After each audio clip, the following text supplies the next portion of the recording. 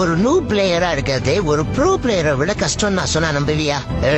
மோனே, ஒரு நியூ பிளேயர்ன்றவன் எவ்வளவு விஷயத்தை சாக்ரிஃபைஸ் பண்றான் தெரியுமா? ஒன்னு நான் சொல்றேன் கேட்டுக்கோ. ஒரு நியூ பிளேயர்ன்றவன் 30 நிமிஷம் உனக்காக வெயிட் பண்ணுவான் நீ லாபிக்கு வர்றதுக்கு, உன் கூட மட்டும் விளையாடுறதுக்கு. ரெண்டாவது விஷயம், உனக்கு தேவையான சாமான் எல்லாமே தருவாப்ல.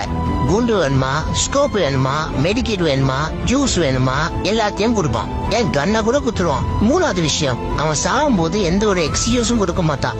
பிங்கு, லேகு, ரெண்டு ஹேங் ஆயிடுச்சு, இந்த மாதிரி ரீசன்ஸே சொல்ல மாட்டான். நாலாவது விஷயம், நியூ பிளேயர் வந்துட்டு நீ நாக் அவுட் ஆனாலும் எனிமி நியூ பிளேயர் அடிச்சாலும் உன்னை ரிவைவ் பண்ணுவான். இந்த குவாலிபிகேஷன் யாருக்குமாமே இருக்கும். இதுல 5வது பாயிண்ட் தான் முக்கியமானது. சப்போஸ் கேம்ல அவன் இறந்துட்டா கூட உனக்காக நீ சாகுற வரைக்கும் உன் கேம் பிளேவை பார்த்துட்டு உள்ள உட்காந்துருப்பான். சோ இப்படிப்பட்ட ஒரு நியூ பிளேயர்ஸை நூவுன்னு கலாய்க்காதீங்க. ஏன்னா அவன் தான் ஹீரோ. நீ நல்லா விளையாடணுன்றதுக்காக அவனோட கேம் பிளேவை சாக்ரிஃபைஸ் பண்றான். So respect.